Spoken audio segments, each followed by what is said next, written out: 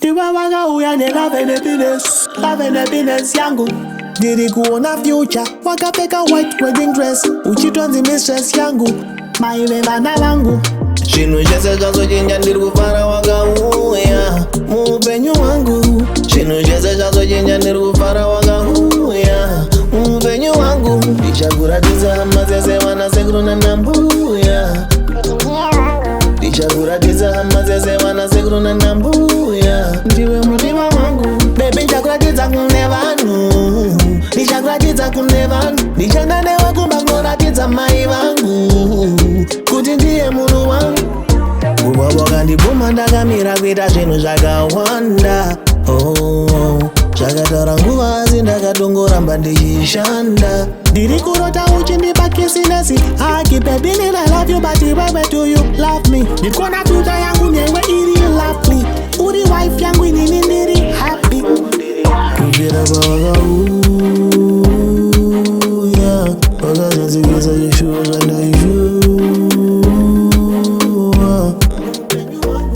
Chinhu chese chazochinja ndiri kufara wakauya muupenyu wangu. Chinhu chese chazochinja ndiri kufara wakauya muupenyu wangu. Ndichakuratidza hama dzese vanasekuru nanambuya.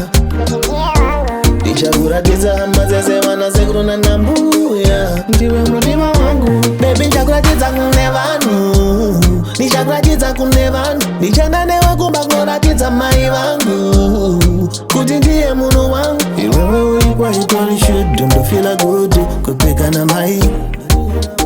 Ndinoda iwewe chete, vamwe kwete ndovati goodbye. Hakusi kuti ndiri rudo, yabe ndiwe wandikonzera kudai. Namo inodiwana tese tararira mutakura kana mangai. Ndoda kukuratidza kunana sister kudava ndiwo future mother to my children. Ndichatina mumbedzi uye kuten kuti ndimuke ndiri pasaiti pako makuzen. Kubvira pawakauya wakazadzikisa chishuwa zvandaishuwa. Chinhu chese chazochinja ndiri kufara wakauya muupenyu wangu. Chinhu chese chazochinja ndiri kufara wakauya muupenyu wangu. Ndichakuratidza hama dzese vanasekuru nanambuya.